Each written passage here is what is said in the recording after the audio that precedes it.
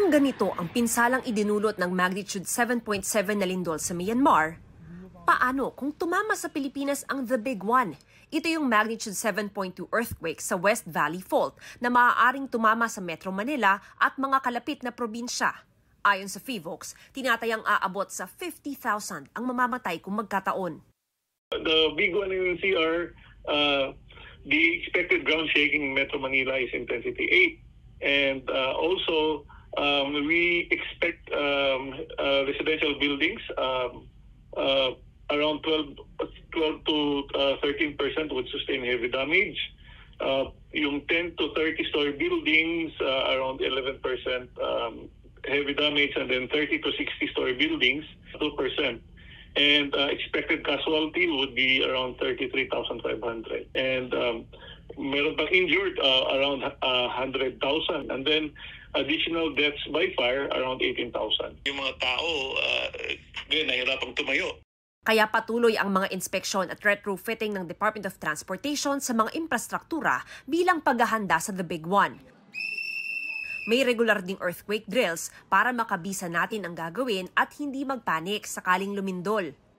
Siyempre nandun yung the cover and hold, tapos pupunta doon sa pinakamalapit na evacuation center.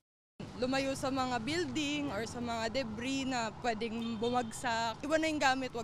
Pero kung tutuusin, ang tinaguriang The Big One, hindi pa the biggest one dahil may mas malalakas pang lindol na posibleng yumanig sa bansa.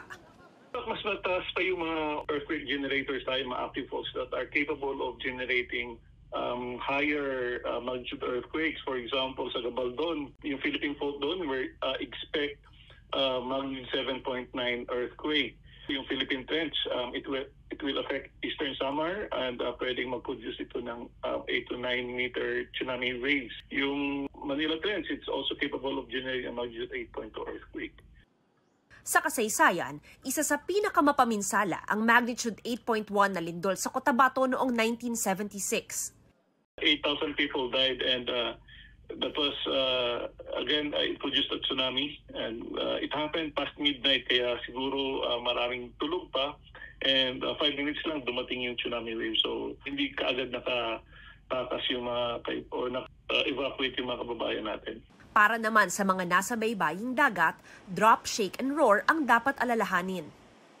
If you can feel shaking na hindi ka na makatayo and then if you discover na there is or if you can notice na may sudden drop of sea level and may roaring sound or dumagundong na boses coming from the sea, then you have to evacuate immediately to a higher place kasi pwedeng magka-tsunami.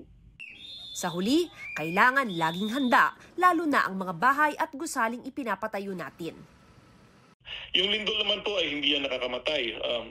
It's the collapse of human-built structures such as buildings, walls, bridges that may claim lives. Again, so we really have to make sure that we follow the building code. Earthquakes are random events and they cannot be predicted. So again, i-reiterate ko lang, the best course of action is always preparedness. Para sa GMA Integrated News, Mav Gonzalez, Nakatutok, 24 Oras.